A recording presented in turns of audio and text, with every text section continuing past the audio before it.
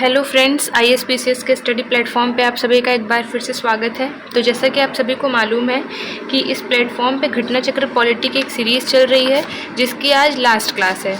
ठीक है, अब इस क्लास के बाद आपको जितने भी टॉपिक्स थे वो कंप्लीट हो गए हैं। तो इस क्लास के बाद आपको सारे क्लासेस को रिवीजन करना है और क्वेश्चन को प्रैक्टिस करनी है। ठीक है, तो चलिए स्टार्ट करते हैं। आज का जो हमारा सेशन है वो भी बहुत ही इम्पॉर्टेंट सेशन है। जैसे इसके पहले वाला सेशन था पंचायती राज, वैसे ये भी बहुत इंपॉर्टेंट सेशन है, महत्वपूर्ण संशोधन। तो अभी तक हमारे संविधान में जितने भी संशोधन हुए हैं उन सारे महत्वपूर्ण संशोधनों को, सारे संशोधन को नहीं, जो जो इम्पोर्टेंट हैं एग्ज़ाम के लिए उनको हम लोग यहाँ पे आज डिस्कस करने वाले हैं। ठीक है, तो चलिए हम लोग स्टार्ट करते हैं सबसे पहले प्रथम संशोधन से। तो प्रथम संविधान संशोधन हुआ कब था? 1951 को। ठीक, क्या किया गया था इस संशोधन में? तो इस संशोधन के द्वारा संविधान में 9वीं अनुसूची, मतलब आप लोग को पता होगा कि हमारे मूल संविधान में 8 अनुसूची थी। ठीक, 8 अनुसूची थी। तो 9वीं अनुसूची को प्रथम संविधान संशोधन के तहत जोड़ा गया था। ठीक है, पहले संविधान संशोधन 1951 में। फिर उसके बाद हम लोग आते हैं 7वां संविधान संशोधन, जो कब हुआ था? 1956 में। इसमें क्या किया गया था? 7वें संविधान संशोधन में भाषाई आधार पर राज्यों का पुनर्गठन किया गया था और पहला जो राज्य बनाया गया था भाषा आधार पर वो बनाया गया था आंध्र प्रदेश को। ठीक, इसको भी ध्यान रखिएगा, भाषाई आधार पर। फिर 10वां संविधान संशोधन हुआ था। इसमें क्या किया गया था कि दादर नगर हवेली, ये किसके, मतलब किस पे इसका अधिकार था? पुर्तगालियों का।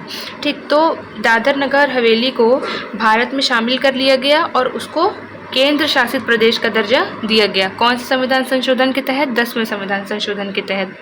उसके बाद 12वां संविधान संशोधन, इसमें प्रथम अनुसूची जो थी, जो संविधान की प्रथम अनुसूची है, ठीक है, जिसमें केंद्र और राज्य के बारे में बताया गया है, उसमें संशोधन करके गोवा और दमन दीव दोनों को केंद्र शासित प्रदेश के रूप में शामिल किया गया था। ठीक है, तो ध्यान रखिएगा, गोवा अभी राज्य है, लेकिन जब गोवा को शामिल किया गया था तो गोवा को एज अ राज्य नहीं शामिल किया गया था, एज अ केंद्र शासित प्रदेश शामिल किया गया था। ठीक है, फिर 13वां संविधान संशोधन।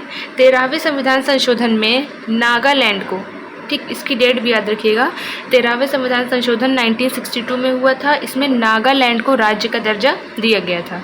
ठीक, फिर 14वें संविधान संशोधन में पुदुचेरी को, ठीक, जिसको हम लोग पौंडीचेरी पहले कहते थे, उसको केंद्र शासित प्रदेश के रूप में। तो यहाँ पे आप लोग ध्यान से, मतलब लाइन से देखते रहिए। सबसे पहले दादर नगर हवेली को, उसके बाद गोवा दमन दीव को, उसके बाद नागालैंड को और उसके बाद यूटी को। और ये भी ध्यान में रखिएगा कि किसको राज्य के रूप में शामिल किया गया और किसको केंद्र शासित प्रदेश के रूप में शामिल किया गया। ठीक है, फिर 18वें संविधान संशोधन में क्या किया गया था कि पंजाब का पुनर्गठन किया गया था भाषाई आधार पर। ठीक है, 2 पार्ट में डिवाइड कर दिया गया था इसको, 2 नहीं 4 पार्ट में। देखिए, भाषाई, जो पंजाबी भाषा के लोग थे उनके लिए पंजाब राज्य बना दिया गया।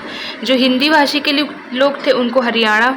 ठीक, जो पर्वतीय वाला क्षेत्र था, ठीक है, जो पर्वतीय वाला क्षेत्र था पंजाब में, उसको हिमाचल प्रदेश को दे दिया गया और चंडीगढ़ को बना दिया गया यूटी। 4 पार्ट में इसको डिवाइड कर दिया गया था। ठीक है, उसके बाद इम्पॉर्टेंट संविधान संशोधन 21वां। ठीक, अब देखिए, जब हमारा जब संविधान बना था तो उसमें 8 अनुसूची थी और 8वीं जो अनुसूची है उसमें जो भारतीय भाषाएं हैं उनका उल्लेख किया गया था। तो जब मूल रूप से जितनी भाषाएं थी वो थी 14 भाषाएं, मूल रूप से 14 भाषाएं थी। तो जब 21वां संविधान संशोधन किया गया 1967 में, डेट याद रखने की ज़रूरत नहीं है, 21वां संविधान संशोधन किया गया था, तो उसमें सिंधी भाषा को संविधान की 15वीं भाषा के रूप में शामिल किया गया था। ठीक है, सिंधी भाषा को 15वीं भाषा के रूप में। ठीक, फिर 22वें संविधान संशोधन में क्या किया गया कि असम से अलग करके एक नया राज्य बनाया गया, मेघालय। इसको आप लोग जाके इसकी लोकेशन को एक बार मैप में, और इसको नहीं, सबको, जिसको भी अभी तक हम लोग डिस्कस कर चुके हैं, दादर नगर हवेली, गोवा दमन दीव, नागालैंड, पुदुचेरी, पंजाब, हरियाणा, हिमाचल प्रदेश, चंडीगढ़। ठीक, उसके बाद अब ये असम और मेघालय। तो जितनी भी यहाँ पे जितने भी राज्य और केंद्र शासित प्रदेश आएंगे उनको एक बार जाके आप मैप वर्क में ये करिएगा कि सबको पहले लोकेट करिएगा कि कौन सा कहाँ पे है, और एक इम्पॉर्टेंट और काम करिएगा, सबकी राजधानी को देख लीजिएगा, क्योंकि कभी कभी एग्ज़ाम में पूछ लिया जाता है। ठीक है, तो राजधानी देख लीजिएगा। अब देखिए 27वें संविधान संशोधन में क्या किया गया था, इसमें मिजोरम और अरुणाचल प्रदेश को यूटी के रूप में, ठीक। अब इसको भी देखिए, अभी ये लोग राज्य हैं, लेकिन जब इनको शामिल किया गया था तो केंद्र शासित प्रदेश के रूप में इनको शामिल किया गया था, ठीक। फिर 35वें संविधान संशोधन में सिक्किम को अभी राज्य का दर्जा नहीं दिया गया है, ठीक, अभी संरक्षित राज्य का दर्जा, ठीक। कुछ विशेष अधिनियम वगैरह बनाया गया था। और तो पहले क्या किया गया था, सिक्किम को संरक्षित राज्य का दर्जा दिया गया होगा, ठीक है। लेकिन जब 35वां संविधान संशोधन हुआ तो उसमें संरक्षित राज्यों का दर्जा समाप्त करके उसको संबद्ध राज्य के रूप में शामिल कर लिया गया। मतलब जैसे बाकी स्टेट्स थे वैसे सिक्किम को भी शामिल कर लिया गया, ठीक। तो 35वें संविधान संशोधन और 36वें संविधान संशोधन द्वारा उसको 22वां राज्य बना दिया गया, ठीक। मतलब 35वें संविधान संशोधन में संरक्षित राज्य का दर्जा समाप्त कर दिया गया और 36वें संविधान संशोधन, इसकी डेट भी याद रखिएगा, 1975 में 22वां राज्य बनाया गया, ठीक। अब हम लोग दो मोस्ट इम्पॉर्टेंट संविधान संशोधन पढ़ने वाले हैं, एक 42वां और एक 44वां। जैसे हम लोगों ने कल पढ़ा था ना 73rd और 74th, इसको आज मैं नहीं कराऊंगी क्योंकि ये हो चुका है। तो वैसे ही आज हम लोग पढ़ेंगे 42वां और 44वां। अब देखिए 42वां में क्या है, 42वें संविधान संशोधन में क्या क्या काम किया गया था। तो प्रस्तावना में समाजवादी, धर्मनिरपेक्ष, एकता और अखंडता इनको जोड़ा गया था प्रस्तावना में, ठीक है। ये चारों वर्ड को ध्यान रखिएगा, समाजवादी, पंथनिरपेक्ष, एकता और अखंडता को।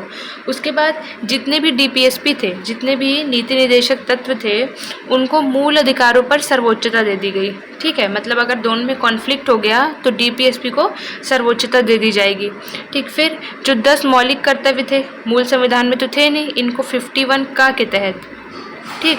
और कौन से संविधान संशोधन में, 42वें संविधान संशोधन 1976, डेट याद रखिएगा, इसके तहत शामिल किया गया।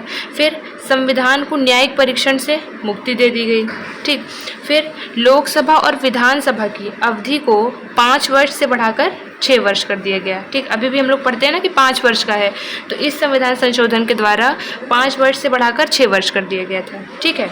अब देखिए ये भी इम्पॉर्टेंट है कि वन संपदा, शिक्षा, जनसंख्या नियंत्रण, इनको राज्य सूची से निकाल के संवर्ती सूची में डाल दिया गया, ठीक है। पहले ये लोग कहाँ पे थे, पहले ये लोग राज्य सूची में हुआ करते थे, लेकिन 42वें संविधान संशोधन 1976 द्वारा इनको राज्य सूची से निकाल के संवर्ती सूची में डाल दिया गया।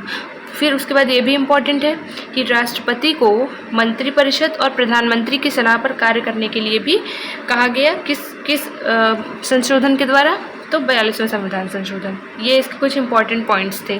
अब 44वें संविधान संशोधन देखिए, ये हुआ था 1978 में, ठीक। इसमें क्या कहा गया, इसमें जो हम लोगों ने आपात पढ़ा था ना, राष्ट्रीय आपातकाल, तो उसमें आंतरिक अशांति के स्थान पर सैन्य विद्रोह, ठीक, हम लोग इसको डिस्कस कर चुके हैं, ठीक। तो इसको आप लोग उसमें जाके देख लीजिएगा, ठीक है, कि इस शब्द का प्रयोग किया जाने लगा था, ठीक है।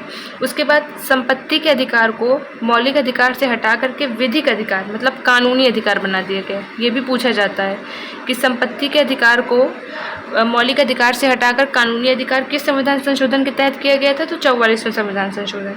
फिर लोकसभा और विधानसभा की अवधि को 6 वर्ष से घटा के फिर से 5 वर्ष कर दिया गया, ठीक है। उसके बाद सुप्रीम कोर्ट को राष्ट्रपति और उपराष्ट्रपति के निर्वाचन संबंधी विवाद को हल करने की अधिकारिकता दी गई। ये चीज़ हम लोग पढ़ चुके हैं कि राष्ट्रपति या उपराष्ट्रपति के चुनाव से संबंधित अगर कोई भी विवाद है तो अंतिम रूप से निर्णय कौन लेगा, सुप्रीम कोर्ट, ठीक। तो ये था हमारा 44वां संविधान संशोधन।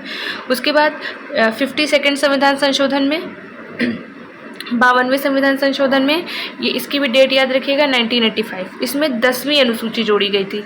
अभी तक हम लोगों ने देखा 9वीं अनुसूची तक देख लिया, फिर 10वीं अनुसूची जोड़ी गई थी और सारी अनुसूची हम लोग पढ़ चुके हैं। फिर 53वें संविधान संशोधन में मिज़ोरम को राज्य का दर्जा, अभी हम लोगों ने पीछे देखा था कि मिज़ोरम को यूटी का दर्जा दिया गया था, लेकिन 53rd कॉन्स्टिट्यूशनल अमेंडमेंट में मिज़ोरम को यूटी से हटा के राज्य का दर्जा दे दिया गया, केंद्र शासित प्रदेश से हटा के राज्य का दर्जा दे दिया गया, ठीक। और हमने ये भी देखा था कि मिज़ोरम और अरुणाचल प्रदेश दोनों को साथ में केंद्र शासित प्रदेश का दर्जा दिया गया था, ठीक। और फिर बाद में इन्हीं दोनों को राज्य का दर्जा दे दिया गया। तो 53rd वाले में मिज़ोरम को और 55th वाले में अरुणाचल प्रदेश को, ठीक।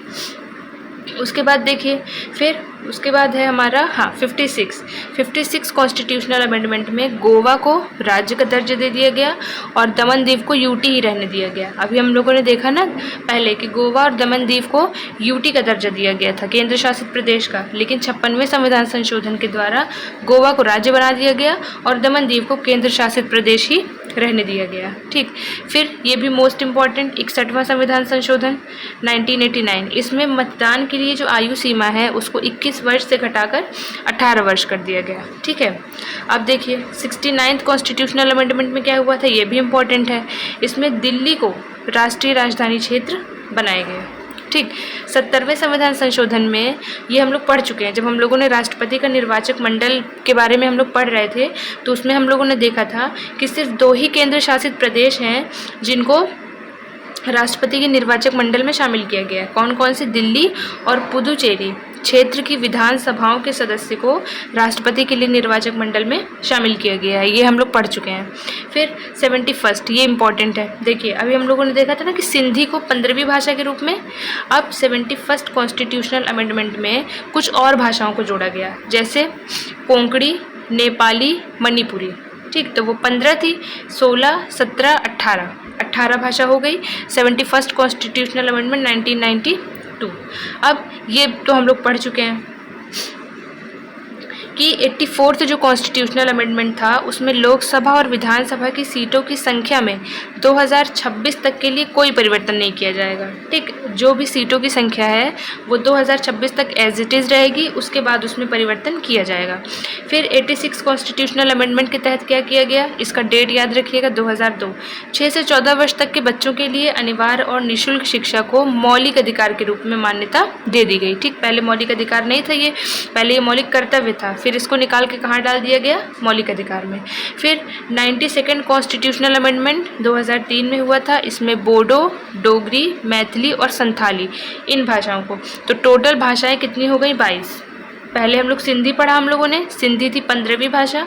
फिर उसके बाद यहाँ हम लोगों ने देखा कोंकणी, नेपाली, मणिपुरी, 16, 17, 18 हो गई और 4 यहाँ देख लीजिए, बोडो, डोगरी, मैथिली और संथाली, तो टोटल कितनी भाषाएं हैं, 22 भाषा। ठीक, फिर अब इसको देखिए 100 कॉन्स्टिट्यूशनल अमेंडमेंट क्या था, भारत बांग्लादेश के बीच में जो भूमि का हस्तांतरण हुआ था उससे रिलेटेड जो संशोधन हुआ था वो कौन सा था, 100वां 100।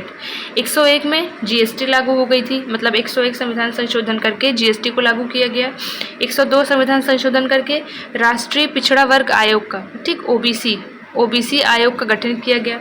103 कॉन्स्टिट्यूशनल अमेंडमेंट में जो इकोनॉमिक वीकर सेक्शन है, ठीक है, जो अल्पसंख्यक लोग हैं, ठीक है, उनको 10% आरक्षण का प्रावधान दिया गया। 104 संविधान संशोधन में क्या किया गया, लोकसभा और विधानसभा में, ठीक है, शेड्यूल कास्ट और शेड्यूल ट्राइब्स के लिए आरक्षण संबंधी प्रावधान को 10 वर्षों के लिए बढ़ा दिया गया। ठीक, क्योंकि इनको आरक्षण दिया गया है लोकसभा और विधानसभा में, तो इनके आरक्षण का जो प्रावधान है इसको फिर से 10 वर्षों के लिए बढ़ा दिया गया और कब तक के लिए प्रभावी बना दिया गया, 2030 तक के लिए।